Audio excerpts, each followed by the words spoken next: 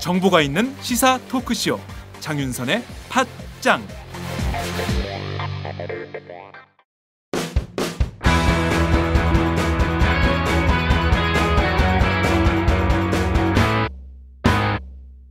색깔 있는 인터뷰. 끝난 다음에 지난 주말 이것 때문에 군사주권 포기니 많이 막 얘기가 있었잖아요. 그런 다음에 바로 주한미군 사령관이 입을 열었어요. 그래서 입을 열어서 북한이 핵탄두 소형화 기술을 갖고 있다. 네. 그리고 여기에 미사일을 탑재할 수 있을 것이라고 믿고 있다라고 한 다음에 그 다음에 또 뭐 이게 사실이냐 사실에 기반한 거냐 했더니 사실에 기반한 것은 아니다 이렇게 또 얘기를 했어요. 그러니까 도대체 이분이 갑자기 느닷없이 등장하셔서 북한의 핵기술을 막 얘기를 하면서 위기감을 증폭시키는, 또 이건 우리가 어떻게 이해를 해야 되는 건지. 정보를 가지고 있는 분들이 네. 항상 정보를 언제 어떻게 쓰느냐에 따라 가지고 그걸 가지고 정치를 하려고 무리를 하는 수가 많이 있었습니다. 근데 이번에 지금 주한미군 사령관이 똑같이 그렇게 하는 거죠. 한미 연례안보 협의 이후에 그런 발언을 함으로써 네. 두 가지 효과를 노리는 겁니다. 하나는 전작권, 북한이 여전히 위협스러운 세력이니까 전작권을 미국이 가지는 게 맞다. 네. 이거에 대해서 한국군에 힘을 실어주기 위한 그런 발언이고요. 또 하나는 이제 북한의 핵 미사일 능력이 위협스러우니까 사드 배치하겠다. 네. 이런 거죠. 그런데 문제는 그게 팩트에 입각한 게 아니기 때문에 네. 그러니까 정보를 가지고 있으면서 정보를 악용해서 정치에 부당하게 정치를 하는 그런 모습이라고 생각합니다. 한국 정치에도 개입을 한국 정치 개입한 거죠. 근데 이거는 한두 번이 아닙니다. 미군이 이렇게 한 거는 과거에도 70년대 네. 카터 대통령이 등장해가지고 네. 이제 미군 철수를 공약으로 내세우지 않았습니까? 네. 그래서 이제 박정희 대통령은 뭐 바들바들 떨었다 그러는데, 근데 그러면서도 박정희 대통령은 또 한편으로는 자주국방을 추진했습니다. 근데 그런 점은 또 우리가 달리 봐야 될 필요는 있는데요. 근데 박정희 대통령이 이제 자주국방 추진하려고 그러면서 술 마실 때마다 공정동에서 이를 바득바득 갈았다는 거 아니에요. 미국 욕하면서 나는 이렇게 혈맹으로 생각했는데 어떻게 나를 비판하고 철수하려고 하느냐.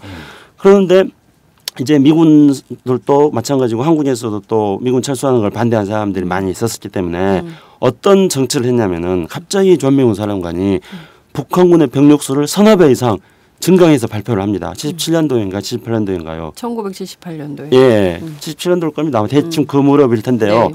그러니까 북한의 위협이 갑자기 늘어났다. 이렇게 해가지고 미군 철수하면 안 된다. 해가지고 카터 대통령의 주한미군 철수 계획은 백지화돼 버렸던 거죠. 그리고 나서 한참 있다가 이제 미국의 평론가들이 어떻게 이야기하기를 왜 갑자기 1977년도에 북한군의 병력 수가 대폭 증가했는지에 대해서는 알 수 없다. 이렇게 말하는 겁니다. 그거는 이제 정치에 개입한 거죠. 근데 그런 경우들이 많이 있었기 때문에 이번에도 주한미군 사령관이 하는 거는 바로 앞에 말씀드렸던 이유 때문이라고 봅니다. 그렇구나. 그 괌 기지 군사력 증강 비용의 일부를 한국이 부담해야 된다라는 게 의회 조사국 보고서로 나왔어요. 나왔습니다. 왜 그런 거예요? 우리가 왜 괌 기지까지 지구방이 되니까? 지구방이 되니까. 그렇죠. 쉽게 그걸 풀리잖아요. 까먹었어. 그러니까 아니 난 봐봐. 북한 때문인 줄 알았더니. 사실은 그 노무현 대통령 때 왜 전작권을 합의할 수 있었던 배경에는 당시에 미국의 전략적 중심은 중동에가 있었습니다.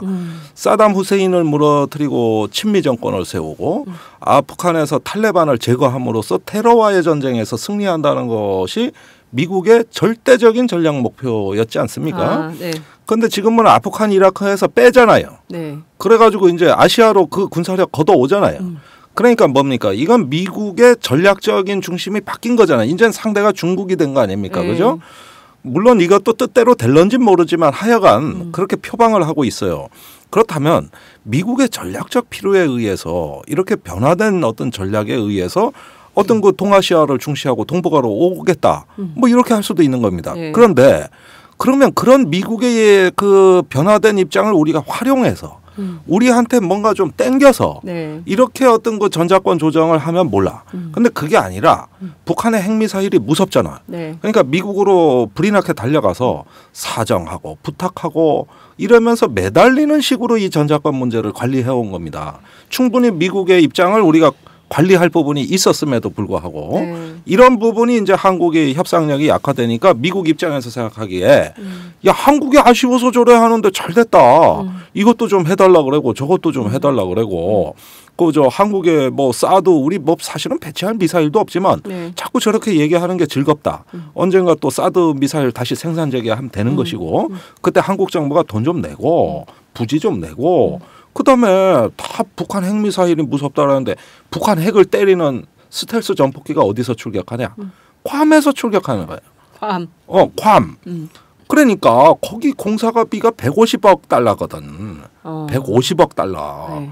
그래서 요거 좀 돈 좀 내고 그다음에 평택에 이전하는 게 100억 달러입니다. 네. 예, 미군 가는 거. 네. 그런데 용산에 눌러 앉아 있고 동두천에 날라 앉아 있으면은 2만 8천 명이 다 안 가요. 네. 제가 보기엔 2만 명 정도예요. 예, 2만 명 남짓 간다고 칩시다. 그러면 100억 달러 기지면 한국 돈으로 10조가 넘는데 2만 명 기지에 10조 원이면 1인당 5억을 지원한다는 얘기 아닙니까? 이 얘기가 그죠? 네. 예, 1인당 5억입니다. 거기에다가 매년 1조 원 저기 방위비 분담금을 주잖아요. 그렇죠. 예, 이것도 2만으로 나누면 단순 계산하면 1인당 5천만 원씩 우리가 현금으로 지원해 주는 겁니다. 그 월급이고 뭐고 본고백에서 받는 거 다 빼고 나머지 활동 비용을 5천만 원씩 주는 거예요, 이게. 1인당. 주당 그럼 5억 5천.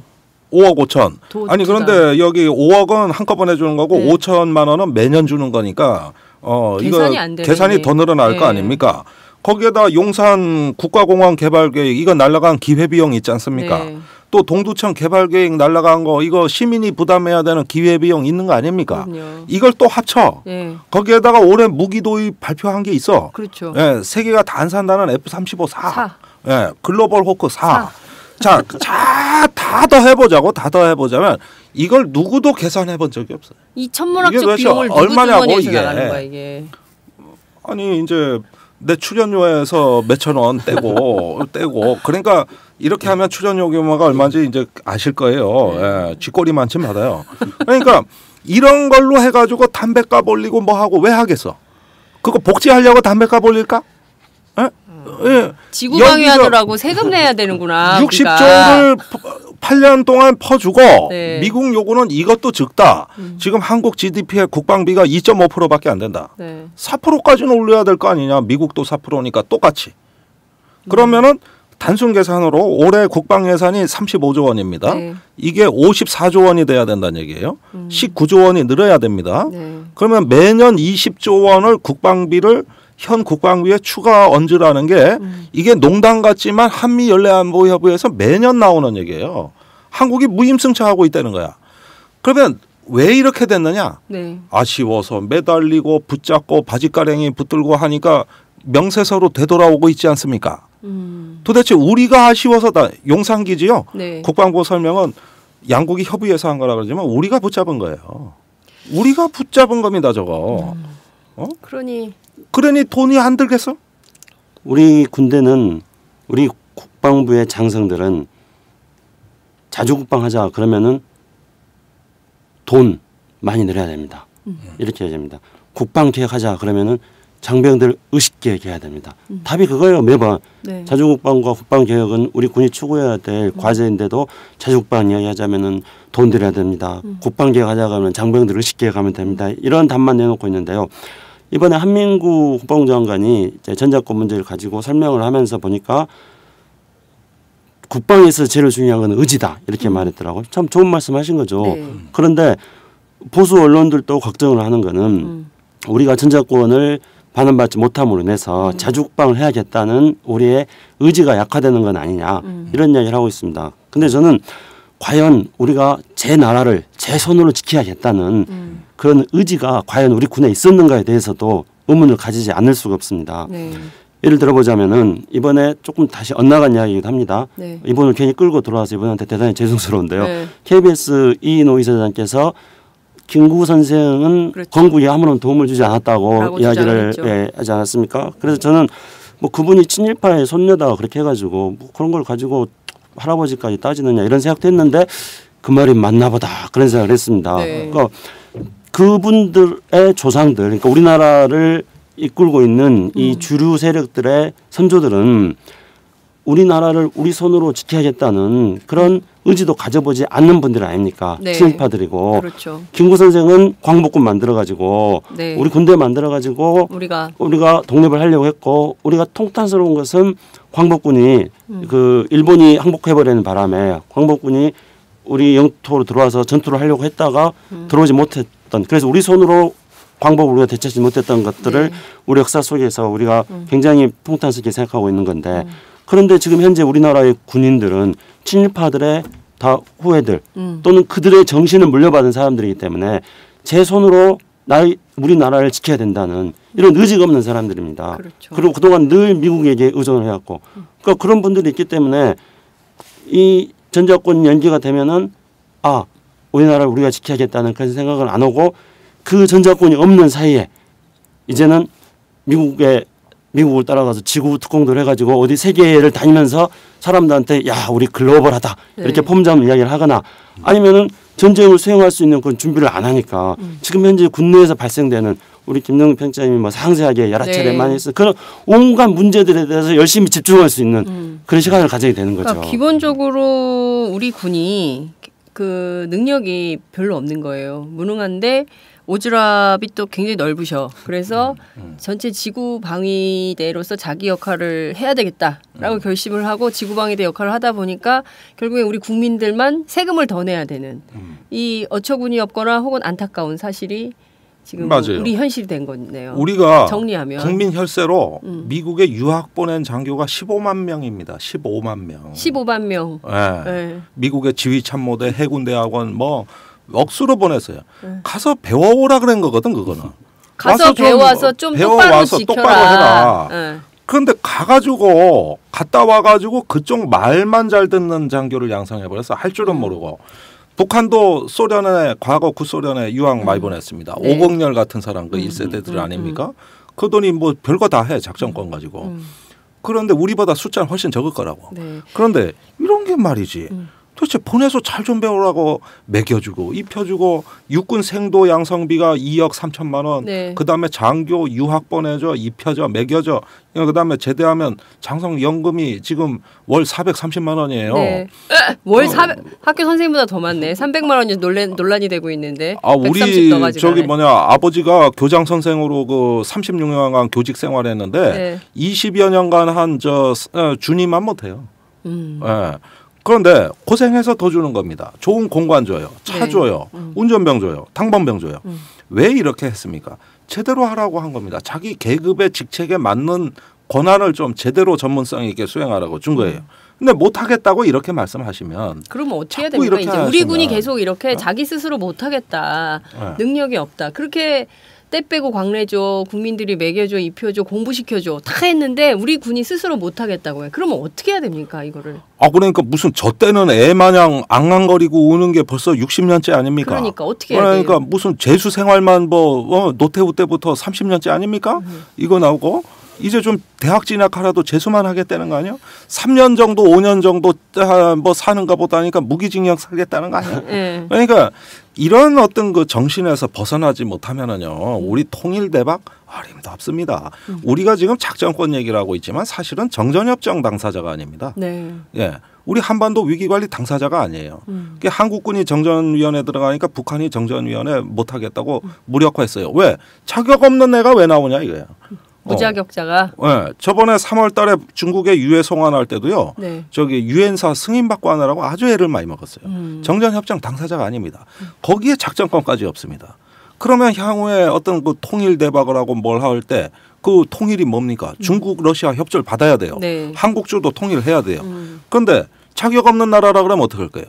지금 중국이 동북공정하는 것만 해도 저 영구분단 술책이라고 우리가 지금 이 난리인데 네. 그 역사적인 연구 하나만 갖고도 이 난리인데 이거는 아예 구조와 시스템 자체가 한반도에 어떤 우리가 안보의 당사자로서 한반도 정세를 주도하려고 하는 이 길을 원천적으로 가로막고 있고 이걸 주변국에서 문제 삼으면 할 말이 없는 거야. 주권이 없어졌으니까.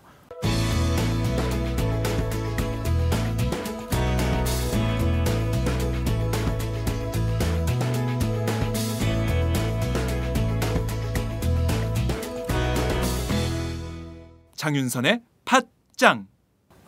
우리가 과연 능력이 안 되는가? 저는 이 우리가 자꾸 능력이 안 된다고 말하는 것 이 자체가 안보에 있어서 불안감을 조성하는 그런 안보 불안 요인이 되는 거라고 생각합니다. 네.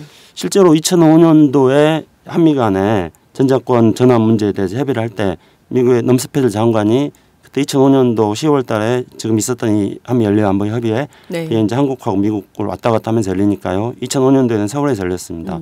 그때 럼스펠드 장관이 와가지고 전자권 전환 문제에 대해서 이야기했습니다. 그래서 전자권 전환은 3년이면 가능하다. 네. 그렇게 이야기했습니다. 그리고 3년은 어떻게 가능하냐면은 1년에는 전자권 전환을 어떻게 할 것인지 계획을 세우고 네. 그리고 나머지 2년 동안에는 그것을 세운 계획을 이행하는 그런 기간으로 2년을 잡으면 된다 했습니다. 그리고 이 3년 동안에 전자권 전환에 대한 과도기적인 상황이 발생하니까 이 3년 동안에는 미국이 교량 전략을 지원해 주겠다. 네, 브리징 케이퍼빌리티. 역시 또 영어 되네요. 네. 충청도 영어가 세네. 그 교량 전략을 제공해 주겠다 한 겁니다. 그다음에 이제 북한 핵과 미사일 문제에 대해서 지금 사람들이 이야기하지만 북한 핵과 미사일 문제는 우리가 한미 간의 어떤 미국에 의해서 확장 억제 전력을 제공해 줌으로써 네. 북한 핵과 미사일 문제에 대해서는 대응을 하도록 되어 있습니다. 전자권과 관계없이. 관계없이. 관계없이. 그러니까 우리 군은 한미 간에 이미 합의한 데 따르면은 3년 정도의 기간을 가지면은 우리는 독자적으로 전자권을 수용할 수 있는 그런 우리는 능력을 가지고 있습니다. 그런데 지금 우리는 엄청나게 비대해진 네. 그런 뭐 어떤 헐크와 같은 네. 그런 어떤 몸을 가지고 있는데 거기에서 뇌는 없는 거예요. 지금 현재 뇌를 그냥 빼서 줘버리는 거예요. 우리 스스로 미국에. 그렇죠. 우리 스스로 우리의 사고 능력을 가질 수 있는 게 충분함에도 불구하고 미국도 충분하다고 그랬고 네. 그 사고 능력을 가지는데 도움을 주겠다고 했고 그리고 그것이 3년이면 가능하다고 했는데 우리는 계속 불가능합니다. 불가능합니다. 자, 이 부분이 네. 뭐 시간이 많이 지나서 네. 좀 짧게 말씀드리겠는데요. 네. 이게 뭐냐면은 전쟁이 났을 때 지휘라는 건 뭐냐면은 각 전쟁터에 체계적으로 전력을 할당하는 능력이에요. 네. 그 짜임새 있게 작전의 판을 짜고 전력을 할당해서 작전을 운용하는 이거를 지휘 능력이라고 하는 겁니다. 이게 없어서 안 된다는 얘기입니다. 그런데 사실 우리가 합동군제도를 시행한 지가 벌써 24년 합동참모본부를 만들어 가지고요. 네. 이렇게 하면서 미군의 모든 걸 의존하다 보니까 사실은 준비를 잘 안 했던 건 사실입니다. 그런데 노무현 대통령 때 전자권 전환 얘기가 나오면서 합참을 전투 위주 조직으로 조직 개편을 했고 네. 그러면서 전자권 전환이 임박했다는 긴장감에서 장교들이 일을 해보니까 대부분의 얘기는 이겁니다. 그동안 우리가 너무 미몽 속에 살았다. 막상 내가 뭘 준비해 보니 이런 게 한국 안보에 이렇게 중요한 문제라는 걸 처음 알았다. 이제부터는 진짜 그래서 지금 청와대가 있는 김관진 안보실장이 당시 합참의장으로서 뭐라고 얘기했냐면 이 전자권 전환은 국가 100년의 역사를 새로 쓰는 네. 중차대한 과업이고 이걸 합참 장교들이 준비하면서 우리는 깨달았습니다. 이제부터 우리가 이거를 주인이 돼서 국방을 해야 됩니다. 이랬거든? 네. 이게 노무현 대통령 때 그 사람이 한 얘기예요. 그런데 정권이 바뀌어서 뭐라 그랬냐면은 나름 반대했는데 통수권자 의지가 너무 세서 셌다. 어쩔 수 없이 맞아. 그랬다. 네. 사실은 나는 반대했다. 이렇게 말 바꾸기를 했습니다. 그분이 지금 청와대 가 있는 거예요. 그러면 이제 또 연기하고 무기한 연기한다고 보면 그동안 진취적이고 진보적인 어떤 정신으로 무장한 이 현상을 바꾸면서 변혁을 추구한 장교들의 그동안의 노력은 다 물거품이 되고 이 한반도 안보에 뭐가 중요한지 그다음에 이 전력을 어떻게 통제를 하고 할당을 해야 될지 못하는 상황으로 다시 이제 가는 거죠. 겨우 비만을 쎄 빠지게 운동해서 살 빼놓고 이제 몸매 관리 좀 될 만했는데 다시 또 광화문에 가서 치맥 파티 매일 하면 네. 어떻게 되겠습니까? 요요. 네? 그러니까 이래서 항상 다이어트에 실패하는 사람처럼 우리 장윤선 기자는 보기에는 괜찮아요.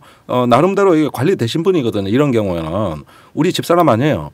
그런데 살짝 욕 같은데. 아니 이 정도 아니야. 당신 그런 정도면 우리 장 기자 정도면 그래도 그러니까 이렇게 다 해놓으니까 이제 와서 다시 비만으로 되돌아가면 다시는 건강 회복 못한다 이겁니다. 이게 지금 한국군 상황이라는 거예요. 네. 네?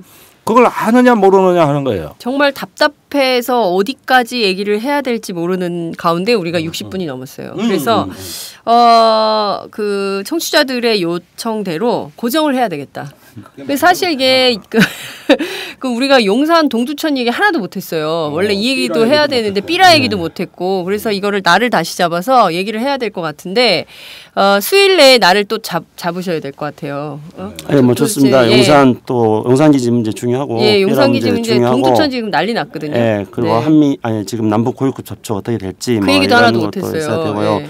근데 어쨌든 그 이야기를 하는 걸로 하고요. 네. 근데 제가 이제 마무리가 되어진 시점에서 네. 한 말씀 또 드려야겠는데, 네. 그러니까 우리 군이 전자권을 우리는 안 가지고 있고, 우리는 무능하니까 전자권 안 가지고 있고, 그리고 미국한테 준다 뭐 이렇게 이야기를 하는데요. 그럼 북한은 어떠냐? 우리가 상대하고 있는 북한은 전자권을 가지고 있는 거죠. 그리고 그렇죠. 예, 그리고 1958년도에 그 중국 인민지휘군이 북한에서 철수를 하고 그러면서 북한은 자신들이 작전 통제권을 가지고 자신들의 군대를 계속 유지하고 있습니다. 그러면은 이거는 우리가 다른 한편으로는 북한군에 대해서 북한은 전자권을 가지고 있는 매우 훌륭한 군대라고 우리도 못 가지고 있는 전자권을 가지고 있는 매우 훌륭한 군대라고 북한에 대해서 엄청나게 칭찬을 하는 이 친북, 종북, 좌경 이런 것들을 행위를 하고 있는 겁니다. 현재. 그런데 이 전자권 문제가 아까 김정은 편집장님 말씀하시면서 우리가 국제사회에서 이걸 가지고 있는 게 국가의 하나의 권위로서 어떤 역할을 할 수 있는가 하는 것에 대해서 말씀해 주셨는데요. 네. 실제로 북한은 전자권을 가지고 있으니까 그러니까 북한은 사회주의 국가임에도 불구하고 70년대부터 계속 전 세계적으로 일어났던 비동맹 국가에 네. 참여를 한 겁니다. 그래서 북한은 비동맹 외교를 하면서 그 당시에는 냉전 시대였으니까 자본주의 국가하고 공산주의 국가하고 진영 간의 대결하는 상황이었고 네. 자본주의도 아니고 공산주의도 아닌 나라들이 비동맹 운동을 하겠다 그러는데 네. 북한은 전자권을 가지고 있으니까 비동맹 외교를 하는 거예요. 국제사회 속에서.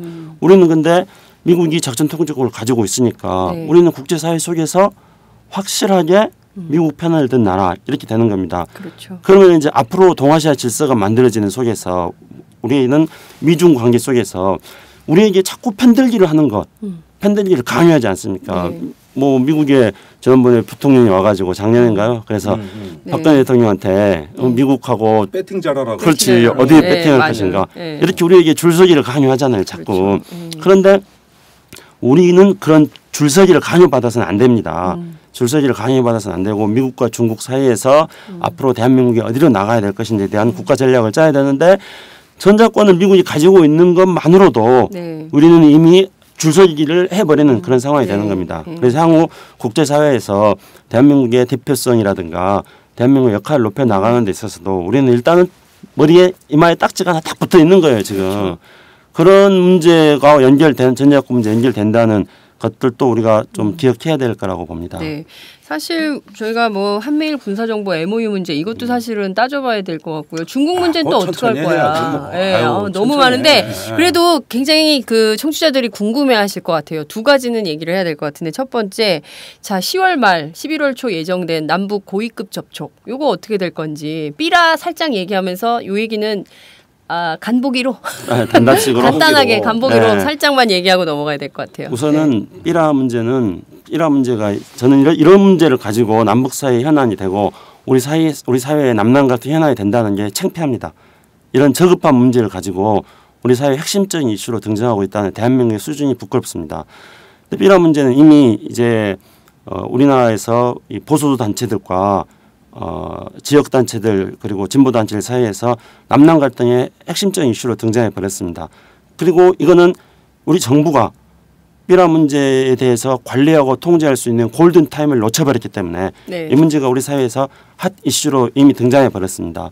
그리고 이런 문제 아울러서 이제 뭐 한미연례 문제 여러 가지 문제 때문에 10월 31일로 우리 정부가 제안한 남북 고위급 접촉은 제대로 돼 있기는 어려울 거다 생각합니다. 왜냐하면은 북한은 늘 저는 계속 말씀드리는 게 북한은 항상 약자의 위치에 있어요. 우리가 북한에 비해서 우리가 지난 10년간 쏟아부은 군사비가 북한의 국내 총생산보다도 2배가 더 많은 네. 군사비보다는 뭐 수십 배에서 많게는 뭐 수백 배 많은 그런 군사비를 투자해온 나라입니다. 우리나라가. 그렇기 때문에 북한은 항상 우리에 대해서 약자 입장에서 신경이 곤두서 있어요. 네. 그러니까 무슨 대화를 하려 하더라도 혹시나 저 애들한테 끌려다니지 않을까 그런 경각심을 가지고 네. 늘 의심을 합니다. 그래서 우리가 그 의심을 풀어주고 달래주고 하면서 대화로 나올 수 있도록 만들어야 되는 것이죠. 네.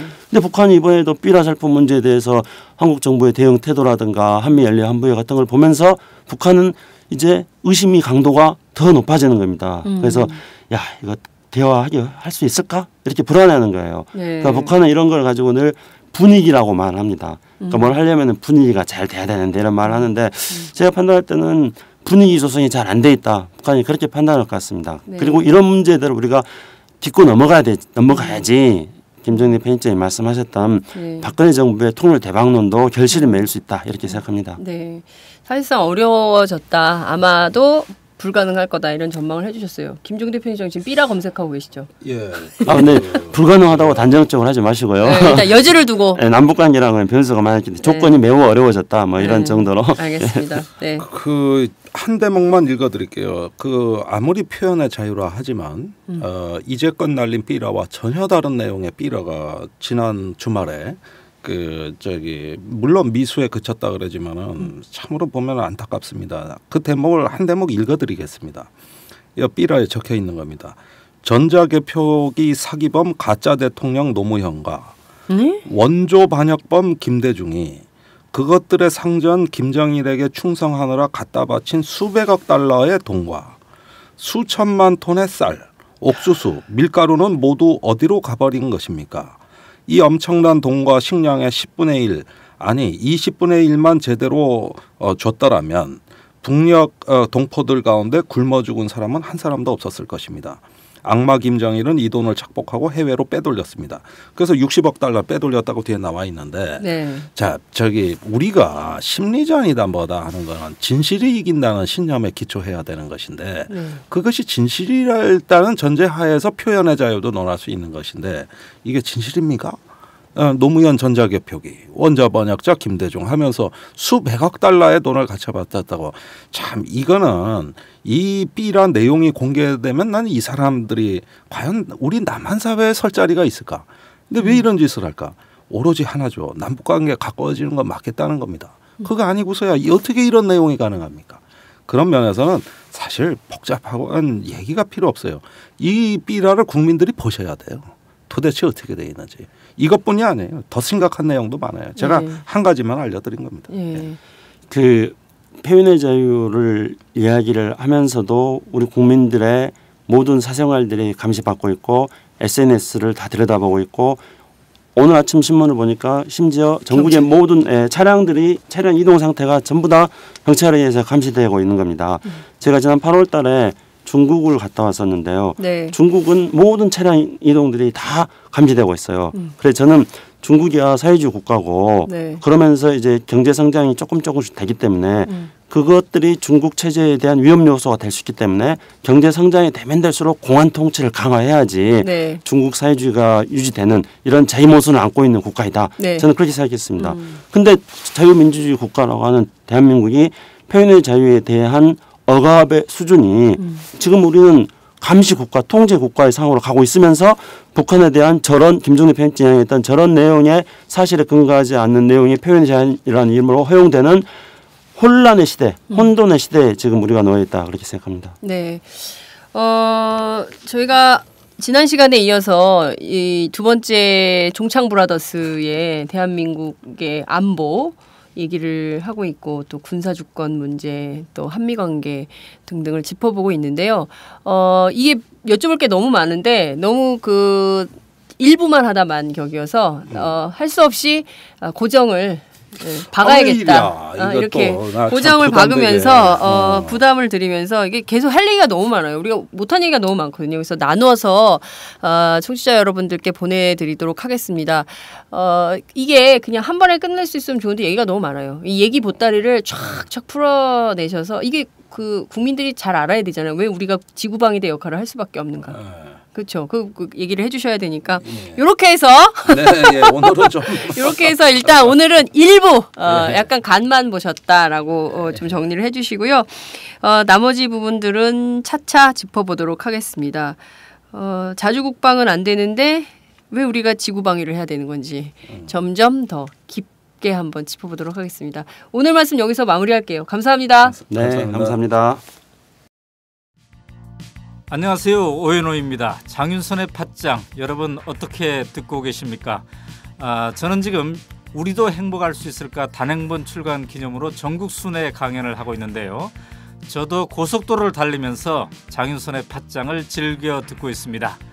네, 여러분이 함께 하시는 이 장윤선의 팟짱은 10만인 클럽 회원 여러분의 후원으로 더욱더 알차게 꾸려질 수 있습니다. 월 10,000원 여러분 함께해 주십시오. 감사합니다.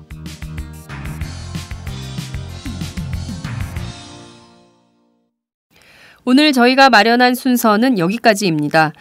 전자권 문제가 너무 심각해서 이걸 짚느라고 용산기지 이전 협정 문제나 연합 토지관리계획 협정 이런 등등을 제대로 다루지 못한 것 같습니다. 대북 비라 또 남북 고위급 접촉 이거 등등 다 상세히 살펴봤어야 되는데요. 진행자가 제대로 다루지 못해서 정말 죄송합니다. 앞으로 이 두 분 모시고 세게 군사 문제와 남북 관계를 촘촘히 조밀하게 한번 짚어보도록 하겠습니다. 팟짱은 오마이뉴스 10만인 클럽 후원으로 제작이 됩니다. 늘 감사한 마음으로 제작에 임하고 있습니다. 내일 저희들 더 알찬 내용으로 찾아뵙겠습니다. 감사합니다.